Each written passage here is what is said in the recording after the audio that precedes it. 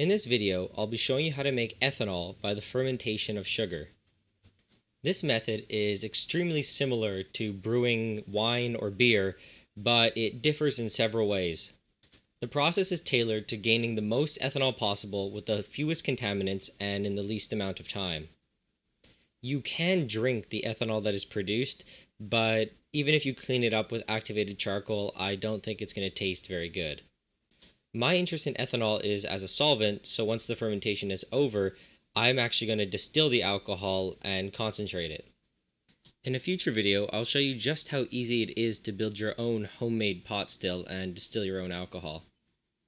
I will also produce a separate video discussing the dangers and the myths surrounding home distillation of alcohol. You're going to need a few things, all of which can be bought at your local brewing store. You're going to need water, sugar, yeast, and an airlock. The amount of water, sugar, and yeast that you buy and use depends on the amount of alcohol that you plan to make. Also, the water that you use should be distilled to prevent the introduction of other microbial content. I recommend using about 1 packet of yeast for every 2 liters. Because we're fermenting just sugar, we don't really need to use any yeast nutrient packages.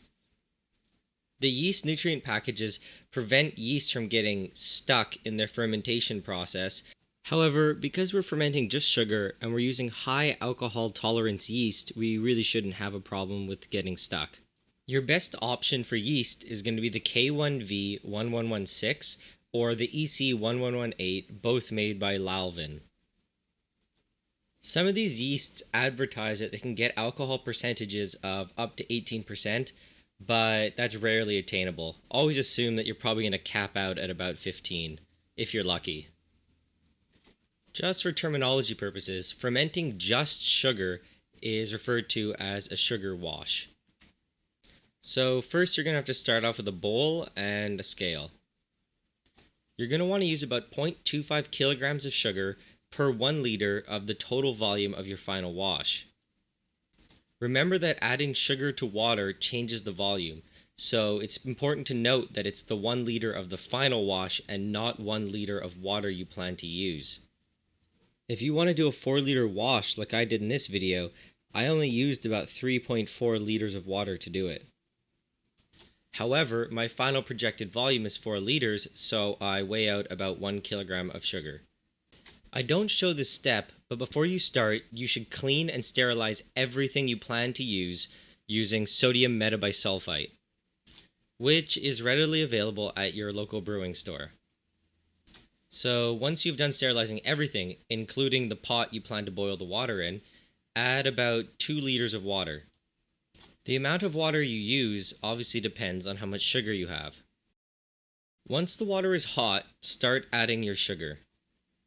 Keep the heat on with a lot of stirring and keep adding your sugar until it is all fully dissolved and the solution is nice and clear.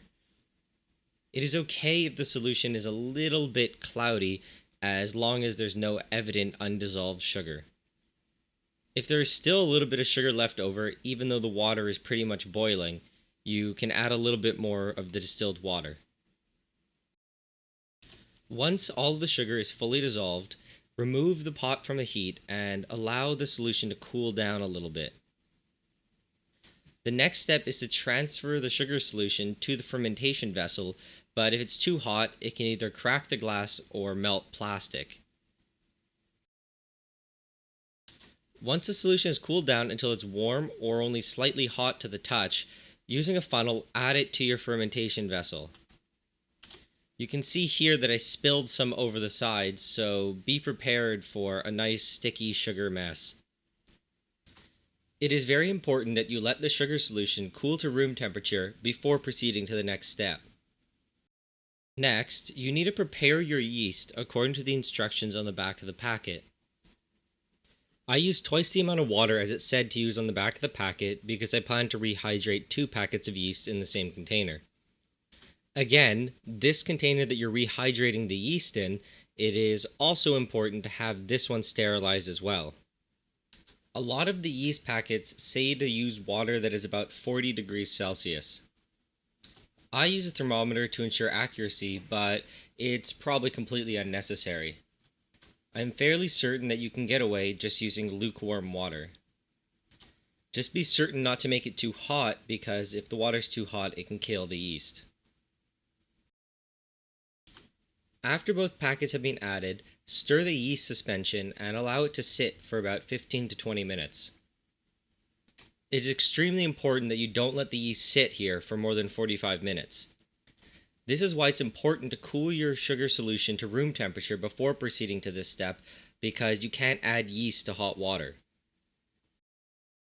To test if your yeast is alive and working, sprinkle some sugar in and mix it around. If your yeast are alive and working, it will start producing quite a bit of foam.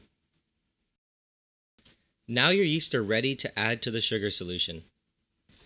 And now using a funnel, pour your yeast into your fermentation vessel. I added about 500 milliliters of water off camera prior to adding the yeast. After adding the yeast, you should top off the wash to the volume that you want. Next, using a sterilized spoon or stick, mix the suspension thoroughly. The final important last step is to add the airlock. Add the appropriate amount of water depending on the airlock design that you chose. The airlock lets CO2 out but doesn't let air in. This maintains an oxygenless environment for the yeast to live in.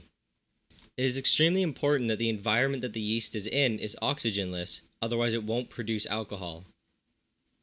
You could optionally monitor your alcohol fermentation by measuring the specific gravity of the sugar solution, which is useful if you're trying to obtain a target alcohol percentage. However, we're looking to try to get the most alcohol production as possible, which is going to be near the end of the fermentation. The easiest way for you to monitor this fermentation is to simply monitor the production of CO2 gas. After an hour, it should speed up to be this quick or even faster. Near the end, the CO2 production should almost stop. So for a week or two, store it somewhere dark and cool and check on it later. After a few weeks, this is what your solution might look like. There's a lot of yeast in suspension, but this is perfectly fine if you plan to distill it. Optionally, you can add a clearing agent and wait a day or two, and your wash might look like this afterwards, much clearer. If you plan to drink your wash, you can add some activated charcoal to clean it up, but I don't think it's going to taste very good either way. You can test the alcohol percentage of your sugar wash by buying a meter from the brewing store. The next step for me is to build a homemade pot still and distill off the ethanol.